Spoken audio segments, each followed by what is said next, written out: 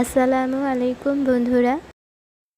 আজকে তৈরি করে দেখাবো ভীষণ মজার ভাপা পিঠার রেসিপি।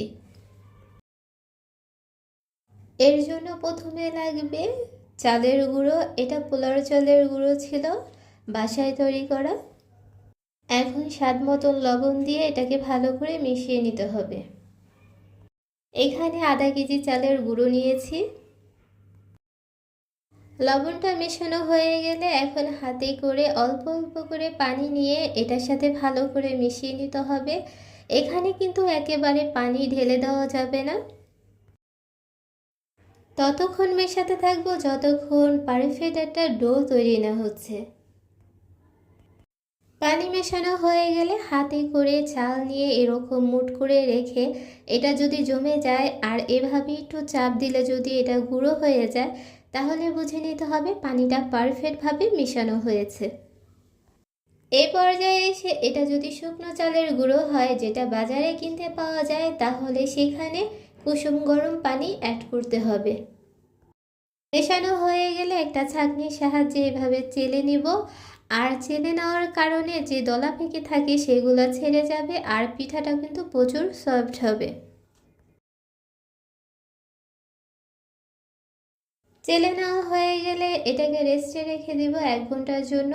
আর হাতে যদি বেশি সময় থাকে তাহলে এটা 3-4 ঘন্টা রেখে দিলেও কোনো সমস্যা নেই, এটা নষ্ট হওয়ার কোনো ভয়ও নেই।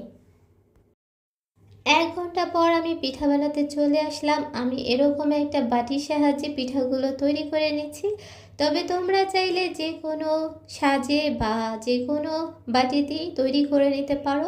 আমি আজকের পিঠাটা ছোট করে তৈরি করছি, তোমরা চাইলে বড় করেও তৈরি করে নিতে পারো। প্রথমে চালের গুঁড়ো দিয়ে একটু হালকা হাতে চেপে দিতে হবে। একেবারে জোরে চাপা যাবে না, তাহলে কিন্তু পিঠাটা যখন ভাপে দেওয়া হবে তখন কিন্তু বাটি থেকে বের হবে না। তারপরে মাঝখানে গুড় দিয়ে দিলাম। এখানে গ্রেট করা গুড় ছিল আর নারিকেল দিয়ে দিলাম। নারিকেলটা দিয়ে উপর থেকে আবারও চালের গুঁড়ো দিয়ে একটু হালকা হাতে চেপে দিলাম। আর উপর থেকে অল্প কিছু নারিকেল আর গুড় দিয়ে দিলাম। পিঠা ভাপে দেওয়ার জন্য পানিটাকে পুরোপুরি ফুটিয়ে নিয়েছি, পানিটা পুরোপুরি গরম আছে। আর এই পর্যায়ে এসে একটা সুতি কাপড়ের সাহায্যে কিংবা নেটের কাপড়ের সাহায্যে এভাবে ঢেকে দিয়ে পানির উপর বসিয়ে দিলাম। আর হালকা করে একটু ট্যাপ ট্যাপ করে দিব যাতে পিঠাটা সুন্দরভাবে বেরিয়ে আসে। আর এই কাজটা কিন্তু খুবই সাবধানতার সাথে করতে হবে। খুন্তির সাহায্যে এরকম এক সাইড থেকে বাটিটা উঠিয়ে নিয়ে কাপড় দিয়ে পিঠাটাকে ভালো করে ঢেকে দেব। এটাকে ঢেকে রেখে দেব 4 থেকে 5 মিনিটের জন্য।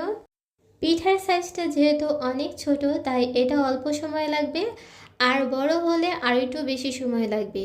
তো 4 থেকে 5 মিনিট পর পিঠাটা পুরোপুরি হয়ে গেছে। এখন আমি এটাকে নামিয়ে নিচ্ছি। একই নিয়মে সবকটা পিঠা আমি তৈরি করে নিয়েছি। আর দেখতেই পাচ্ছ বন্ধুরা, এই পিঠাটা কিন্তু কোথা থেকে ফেটে যায়নি আর ভেঙেও যায়নি, পারফেক্টভাবে সিদ্ধ হয়েছে।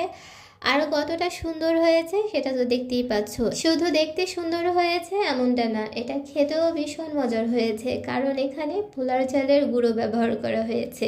আর পোলার চালের গুঁড়োর কারণে খুব সুন্দর একটা স্মেল আসে আর পিঠাটা খেতে ভীষণই মজার হয়। তো বন্ধুরা, কত অল্প সময়ে এইভাবেই তৈরি করা যায় ভাপা পিঠা।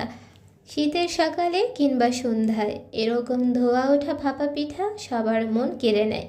তো বন্ধুরা, এরকম পিঠা তৈরি করে তোমরা তোমাদের প্রিয়জনদের নিয়ে খেতে পারো। তো রেসিপিটি ভালো লাগলে তোমরাও একবার ট্রাই করে দেখতে পারো।